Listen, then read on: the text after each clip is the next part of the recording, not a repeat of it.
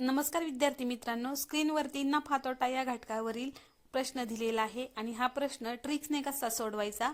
तर प्रश्न आहे, एक वस्तू 16% नफ्याऐवजी 12% नफ्याने विकली तर 232 रुपये कमी मिळतात, तर त्या वस्तूची खरेदी किंमत किती।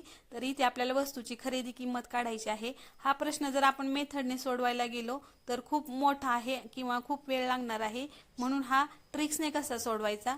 तर प्रथम आपल्याला इथे एक वस्तू 16% नफ्याऐवजी 12% नफ्याने विकली तर 232 रुपये कमी मिळतात, म्हणून प्रथम आपण हे 232 रुपये इथे लिहून घेऊयात। त्यानंतर भागाकारामध्ये नफ्यांमधला फरक लिहायचा आहे। तर पहिला नफा आहे 16% आणि दुसरा नफा आहे 12%, तर या दोघांमधला फरक आहे 4%, म्हणून 4 आपण भागाकारामध्ये लिहून घेतले आणि गुणिले 100 करायचं।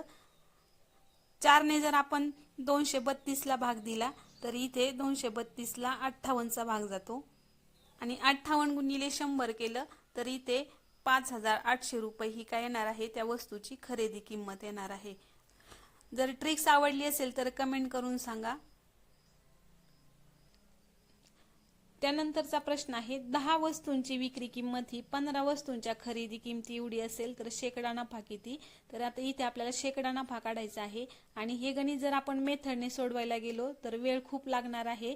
सोप्या पद्धतीने आणि ट्रिक्सने कसं सोडवायचं हे गणित, तर इथे आपल्याला प्रथम 10 वस्तूंची विक्री किंमत आणि 15 वस्तूंची खरेदी किंमत ही दिलेली आहे। तर यांमधला फरक काढायचा, तर या दोघांमधला फरक आहे 5 चा, 10 आणि 15 मधला फरक 5 चा येतो, म्हणून 5 इथे आपण लिहून घेणार आहोत। भागाकारामध्ये विक्रीच्या ज्या वस्तू आहेत ती किंमत इथे लिहायची आहे, त्या वस्तू इथे लिहायच्या आहेत। तर त्या वस्तू आहेत 10 आणि याला गुणिले किती करायचं, 100 करायचं आणि हे जर सोडवलं तर आपलं उत्तर येणार आहे।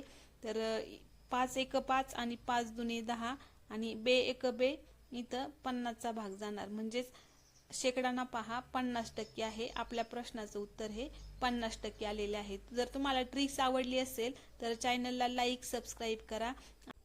पुढचं उदाहरण आहे, 500 रुपयांची वस्तू 20% तोट्याने विकली तर वस्तूची विक्री किंमत किती। तर हे उदाहरण ट्रिक्सने कसं सोडवायचं, ट्रिक्सने सोडवल्यानंतर आपण ह्याचं उत्तर 4 ते 5 सेकंदामध्येच काढणार आहोत। तर इथे आपल्याला वस्तूची विक्री किंमत विचारलेली आहे, तर इथे वस्तूची किंमत ही 500 रुपये आहे आणि 500 रुपयाची वस्तू जर 20% तोट्याने विकली तर इथे 100 20 जर गेले तर 80 राहतात आणि भागाकारामध्ये 100। कोणत्याही वस्तूची खरेदी किंमत ही 100% असते। तर आता इथे आपण याला संक्षिप्त रूप जर दिलं तर खालचे 2 शून्य गेले आणि वरचे 2 शून्य गेले, शिल्लक वरती राहतात 80 गुणिले 5, तर 80 आणि 5 चा गुणाकार येतो 400, म्हणजे 400 ही काय झाली, त्या वस्तूची विक्री किंमत झाली। 400 रुपये ही वस्तूची विक्री किंमत आहे, म्हणजेच आपलं उत्तर आलं 400 रुपये। विद्यार्थी मित्रांनो, तुम्हाला जर ह्या ट्रिक्स आवडल्या असतील तर कमेंट करून सांगा आणि अशाच नवीन ट्रिक्स बघण्यासाठी चॅनलला लाईक सबस्क्राईब करून ठेवा। धन्यवाद।